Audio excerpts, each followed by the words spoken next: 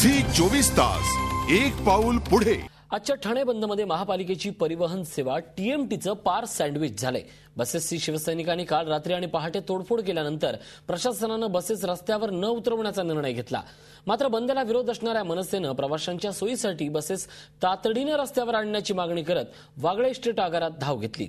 मनसेचे शहर अध्यक्ष निलेश चव्हाण यांच्यासह कार्यकर्ते तिथे पोहोचले असताना शिवसेना आमदार एकनाथ शिंदे आणि राष्ट्रवादीचे आमदार जितेंद्र आव्हाडही तिथे पोहोचले।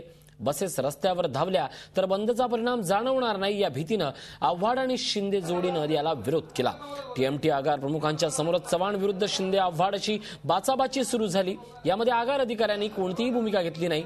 सरते शेवटी टीएमटी बसेस आगारातच आहेत आणि ठाणेकरांचे हालही सुरूच आहेत अशी विचित्र अवस्था आज ठाणेकरांना पाहायला मिळते।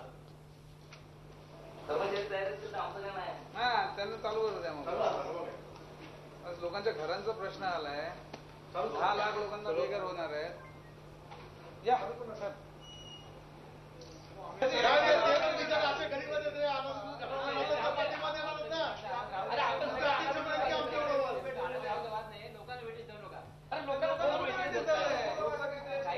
तुम्ही स्वतः आमच्या बरोबर होते ना परवा, थोड्या गोष्टीसाठी वेटिंग करतात दोघांनी, एवढी मोठी गोष्टी ठीक आहे। तुम्ही तुमच्या मागणी एवढं पुनर्वसन करा। बंद मध्ये आम्ही तुमच्या बरोबर नाही, बंद मध्ये तुम्ही नसाल तर त्यांच्या विरोधाला पण नसावं असं आमची इच्छा आहे। लोकांचा प्रश्न आहे हो, लोकांचा प्रश्न आहे। स्टँडवर उभी आहेत बिचारी, लोकांसाठी कोण लावणार? लोकांसाठी कोण बेघर होणार आहे?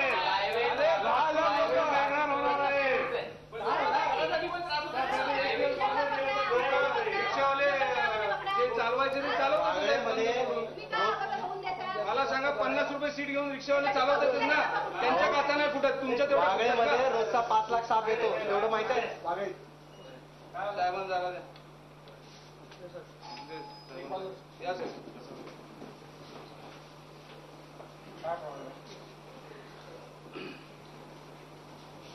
आमचं म्हणणं आहे की त्यांना आम्ही सांगतो की लोक स्टेशनला उभी आहेत, बसेस सोडा आणि स्टेशनला लोकांना यातायात चालू ठेवा। रिक्षावाले नाहीतरी 50 रुपये घेऊन चालवतातच ना साहेब। रिक्षा असं नाही हो, लोकांना जाऊ दे ना, लोकांना लोकांच्या घरी। मुंबईवरून काही लोक येत आहेत, कुठून बाहेरून येत आहेत, अंबरनाथ बदलाव कल्याणवरून येतात, त्यांना ते कसे जाणार मला सांगा? सकाळी तोडफोड काही लोकांना मारलं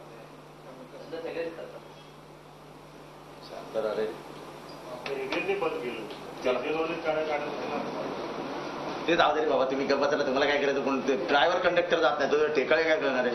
तुम्ही पण नको तिला हे करताय। झी 24 तास एक पाऊल पुढे।